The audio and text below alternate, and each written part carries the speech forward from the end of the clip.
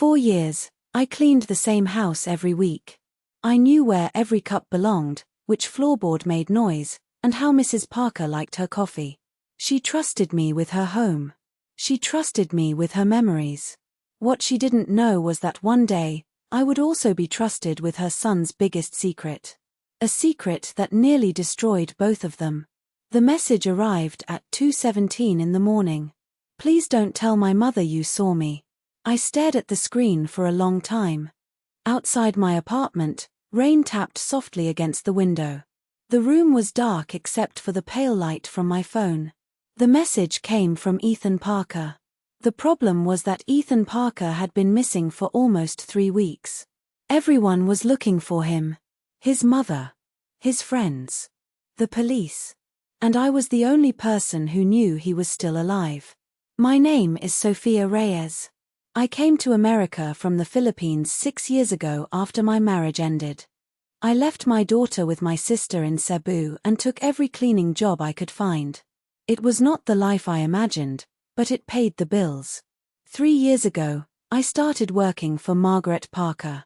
She lived alone in a large white house in Brookside. The house sat at the end of a quiet street lined with maple trees. It had a beautiful garden, a glass flower house behind the garage, and a large porch that caught the morning sun. Mrs. Parker owned a small manufacturing company. She worked long hours and rarely took vacations. Despite her success, she was one of the kindest people I had ever met. She always asked about my daughter. She always remembered my birthday. She treated me like a person, not just an employee. That was why the lies hurt so much. Every day she asked the same question. Every day I gave the same answer. No, I haven't heard from Ethan. And every day I hated myself a little more. 6 weeks earlier, everything had still seemed normal. I arrived at the Parker house on a Monday morning. The sun was shining. Birds were singing in the garden. Mrs. Parker had already left for work. I was cleaning the kitchen when the back door opened. I turned around and nearly dropped a plate. Ethan stood there. He looked terrible. His face was pale. His beard had grown unevenly. Dark shadows sat beneath his eyes. His clothes looked wrinkled and dirty. He looked like someone who had not slept for days. "Good morning, Sophia," he said. His voice sounded tired. I smiled politely. "Good morning. Are you okay?" He looked toward the window before answering. "Can we talk somewhere private?" The question surprised me. I led him into the breakfast room. He closed the door behind us. That made me nervous. Then he sat down and rubbed his hands together. For several seconds, he said nothing. Finally he looked up. "I'm leaving for a while." I frowned. "What do you mean?" "I need to disappear." I laughed softly, thinking he was joking. He wasn't. His expression never changed. My smile disappeared. "Why?" He shook his head. "I can't explain." "You can explain to your mother." His eyes dropped to the floor. "No. She'll worry." "I know." "Then tell her." "I can't." The room became quiet. I could hear the clock ticking on the wall. Then Ethan leaned forward. "If she asks about me, tell her everything is fine." I stared at him. "You want me to lie?" "I want you to protect her." The answer sounded strange. "Protect her from what?" I asked the question. He refused to answer. Instead, he pulled a white envelope from his jacket. He placed it on the table. "If something happens to me, open this." My stomach tightened. "What kind of trouble are you in?" He forced a small smile. "The kind that follows people." I didn't understand what he meant. Before I could ask another question, he stood up. A black backpack hung from one shoulder. It looked heavy. As he reached the door, I called his name. "Ethan." He stopped. "When are you coming back?" For a moment, something sad appeared in his eyes. "I hope soon." Then he left. I watched him walk through the garden and disappear beyond the gate. That was the last time I saw him for many weeks. 3 days later, Mrs. Parker received a text message. "Don't look for me. I'm okay. The message came from an unknown number. There was no explanation. No location. Nothing. Mrs. Parker called him immediately. The number was disconnected. The next day she called again. And again. And again. No answer. By the end of the week, she looked exhausted. Every evening she asked me if I had seen him. Every evening I said no. At first, it was easy. I believed Ethan would return in a few days. Then a week passed. Then 2. Then 3. And things started becoming strange. One Monday morning, I arrived at the house and noticed the flower house light was on. That was unusual. Nobody used the flower house anymore. Most of the plants had died years ago. The building sat empty behind the garage. I walked over and looked through the glass. Nothing. The light turned off before I could enter. I told myself it was probably a timer. But something felt wrong. The next day, I found muddy footprints near the back door. They led toward the flower house. Again, I found nobody there. Then food started disappearing. Not expensive food. Simple things. Bread. Fruit. Soup. Each time, only a little. Too little for Mrs. Parker to notice. But I noticed. Because I bought the groceries. One afternoon, I found an empty soup container behind the flower house. Someone had been there. Someone was hiding. The thought made me uneasy. That evening, Mrs. Parker came home early. She looked tired. More tired than usual. We sat in the kitchen drinking coffee. I barely sleep anymore, she admitted. I felt guilty immediately. You'll hear from him soon. I hope so. She looked toward the window. Ethan was always lost. I remained silent. She continued speaking. When he was little, he used to hide whenever he got scared. A sad smile crossed her face. He thought nobody could find him. My chest tightened. Because that was exactly what he was doing now. The next week, something happened that frightened me. I was taking out the trash when I noticed a man standing across the street. He wore a black jacket. Dark sunglasses covered his eyes. He wasn't looking at the houses around us. He was looking directly at the Parker house. At first I assumed he was waiting for someone. But when I looked again 10 minutes later, he was still there. Watching. Just watching. The following day, he returned. And the day after that. Always at the same time. Always silent. Always staring. When he noticed me watching him, he turned and walked away. My heart raced. I considered telling Mrs. Parker. But what would I say?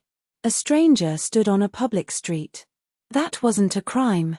Still, something felt wrong. Very wrong. A few days later, Mrs. Parker received another text. I'm okay. Don't worry. Again, no number. Again, no explanation. She showed me the message while tears filled her eyes.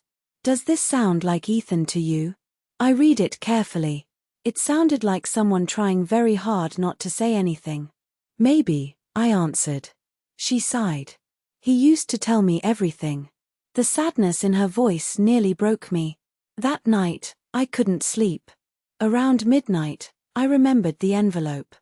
The envelope Ethan had left behind. I had hidden it inside a kitchen drawer. For 6 weeks, I had ignored it. Now I couldn't stop thinking about it. The next morning, after Mrs. Parker left for work, I finally opened it. Inside was a photograph. Nothing else. Just a photograph. The picture showed Ethan standing beside an older man. The man wore an expensive suit. His smile looked friendly. His eyes did not. On the back of the photograph, someone had written 4 words. Do not trust Victor Kane. I stared at the name. Victor Kane. I had never heard it before. But somehow the name made me uncomfortable.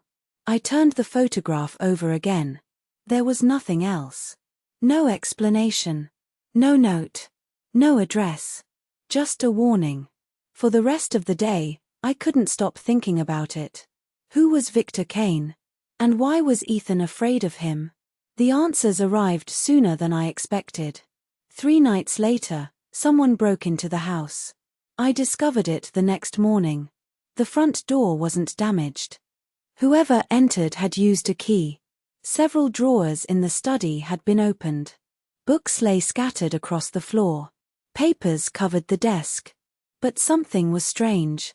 Nothing valuable was missing. The jewelry remained untouched. The television remained untouched. The cash inside a drawer remained untouched. It looked less like a robbery and more like a search. Someone had been looking for something, and they hadn't found it. Standing alone in the destroyed room, I suddenly remembered the photograph.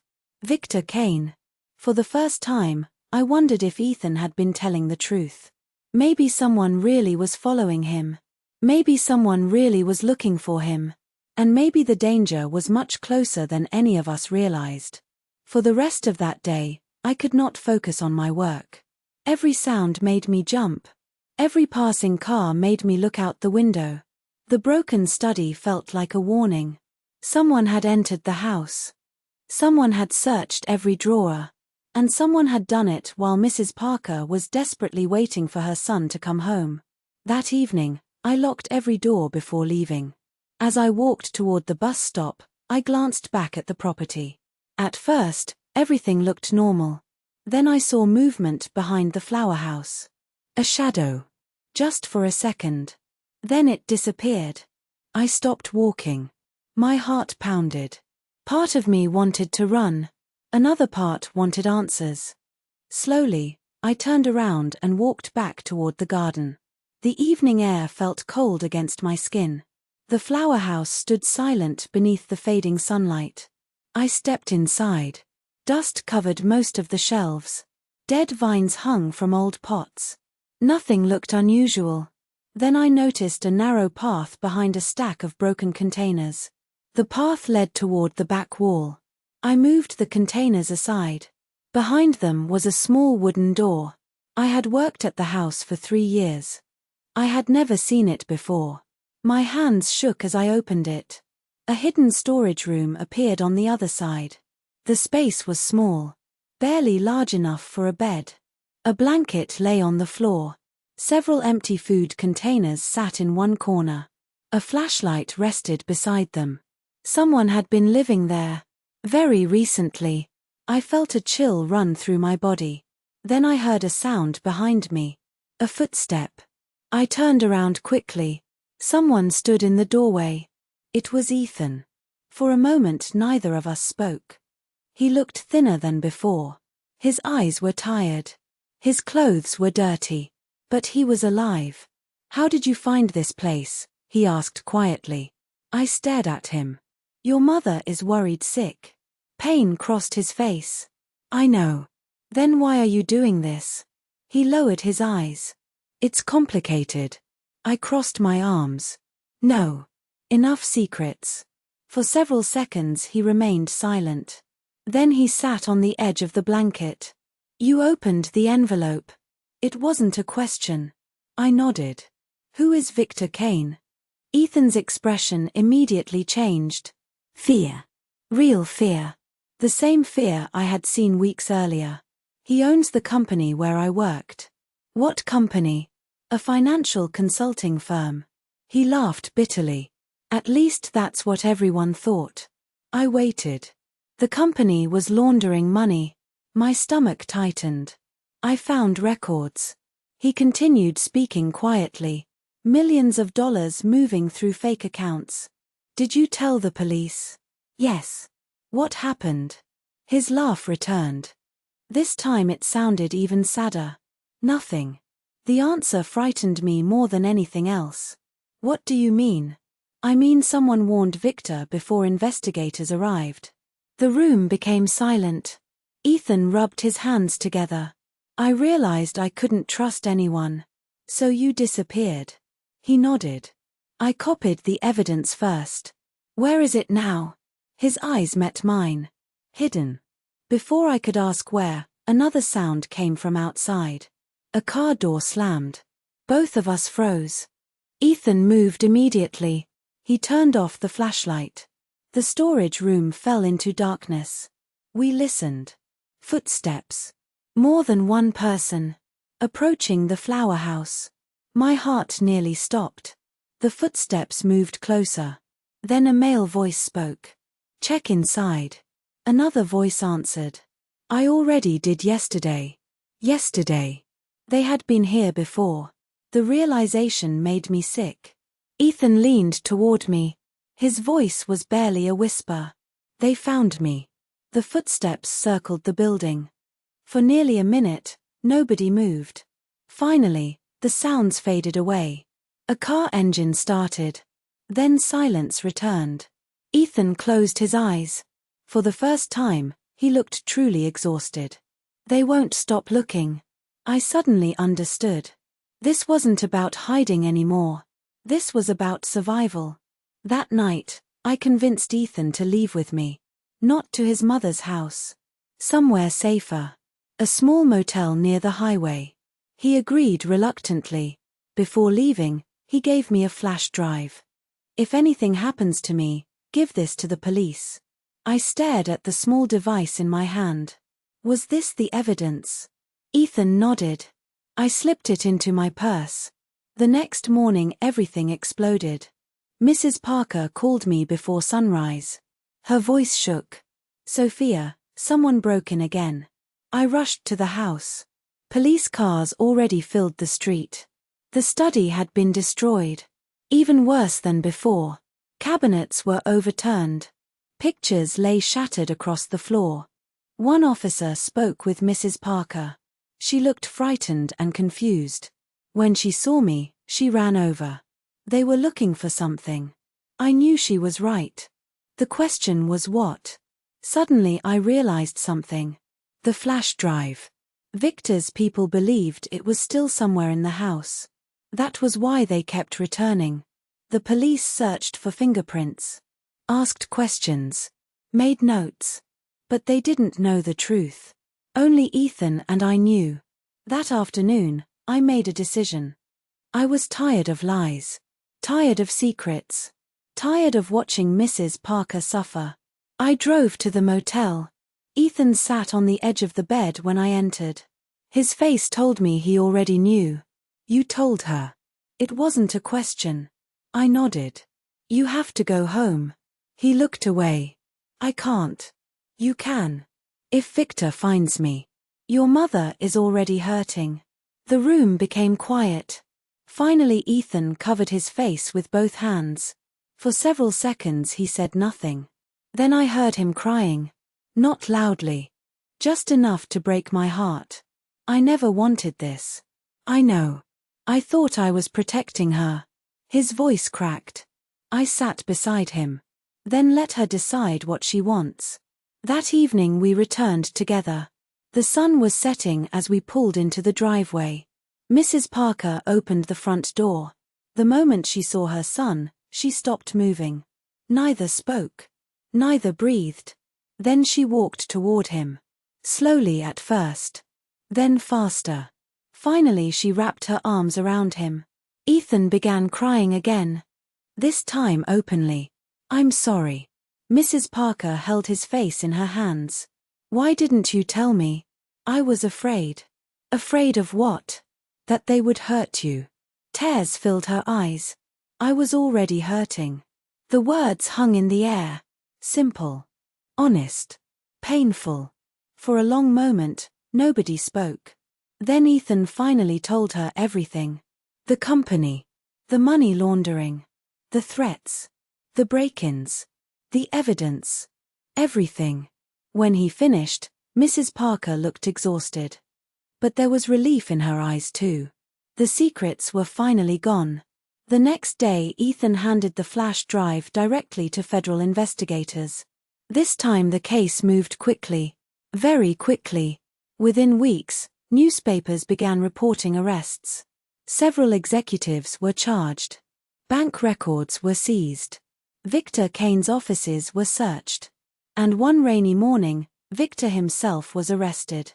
I watched the news with Mrs. Parker in her living room. Neither of us spoke until the report ended. Then she simply closed her eyes and whispered one word. Finally. Months passed. Life slowly became normal again. The police stopped visiting. The strange cars disappeared. The man in the black jacket never returned. The flower house remained empty. And for the first time in a very long time, the Parker house felt peaceful. Ethan stayed with his mother while rebuilding his life. He found work at a small bookstore downtown. The pay wasn't impressive, but he seemed proud of it. More importantly, he smiled again. One afternoon I arrived to find him repairing a fence in the garden. He waved when he saw me. Something about that simple gesture made me happy. His mother looked happier too. The dark circles beneath her eyes slowly disappeared. Sometimes I heard them laughing together on the porch. Sometimes they argued. But even the arguments sounded healthy. At least they were talking. One Sunday, Mrs. Parker invited me to lunch. The table was covered with sandwiches, soup, and homemade pie. As we ate, she reached across the table and squeezed my hand. "Thank you." I shook my head. "I should have told you sooner." She smiled gently. "Maybe." Then she looked toward Ethan. "But we all made mistakes." Ethan nodded. "The important thing is that we're here now." I looked at both of them. Mother and son. Broken once. Healing slowly. Together. Several weeks later, I received a video call from my daughter. She was smiling. Talking about school. Talking about friends. Talking about the future. When the call ended, I sat quietly beside my apartment window. The evening sky glowed orange and gold. I thought about Ethan. About Mrs. Parker. About the secrets. Some secrets begin as small acts of kindness. A simple promise. A simple lie. But secrets have a way of growing. They become heavier. Darker. Harder to carry. Eventually they demand the truth. And sometimes the truth arrives only after fear, loss, and regret. But when it finally comes, it opens a door that secrets never can. A door leading home. For Ethan, it led back to his mother. For Mrs. Parker, it brought back her son. And for me, it was a reminder that even in the darkest moments, people can still find their way back to each other. The following spring, flowers bloomed again around the old glass flower house. The sunlight felt warmer. The laughter on the porch returned. And whenever Mrs. Parker called me, she no longer asked, "Have you heard from Ethan?"